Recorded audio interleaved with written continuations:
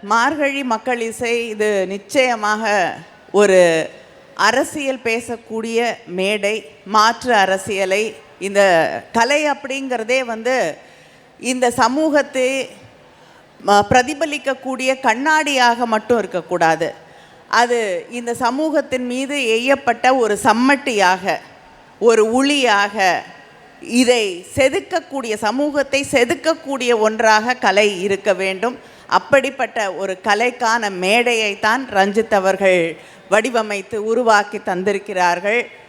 ஒவ்வொரு ஆண்டும் இந்த மேடையிலே சொல்லப்படக்கூடிய கருத்துக்கள், பாடப்படக்கூடிய கலைஞர்களுடைய அந்த அரசியல் அப்படிங்கிறது மிக முக்கியமான ஒன்று. இந்த சமூகத்தை மாற்றக்கூடிய, இந்த சமூகத்தில் இன்னும் அதிகமாக பேசப்படாத கருத்துக்கள், குரலை மையப்படுத்தக்கூடிய பல்வேறு விஷயங்களை ஒவ்வொரு ஆண்டும் மார்கழி மக்கள் இசை செய்து கொண்டிருக்கிறது. அதற்கு என்னுடைய வாழ்த்துக்களை.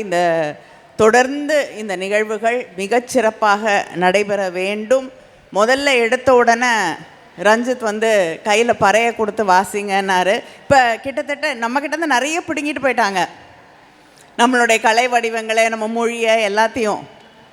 இன்றைக்கி பறையை கூட நம்ம கையிலேருந்து வேறு யாரோ எடுத்து வாசிக்க ஆரம்பிச்சிட்டாங்க. அதனால் அது மறுபடியும் நமது என்று சொல்லக்கூடிய ஒரு மேடையாக இந்த மேடையை அவர் மாற்றியிருக்கிறார். அதனால் அதை திருப்பி வாங்கிட்டு வந்திருக்கக்கூடிய மேடை இது. அது எங்களுடைய இசை, நம்முடைய இசை என்பதை நாம் இங்கே மறுபடியும் உரக்க சொல்லுவோம்.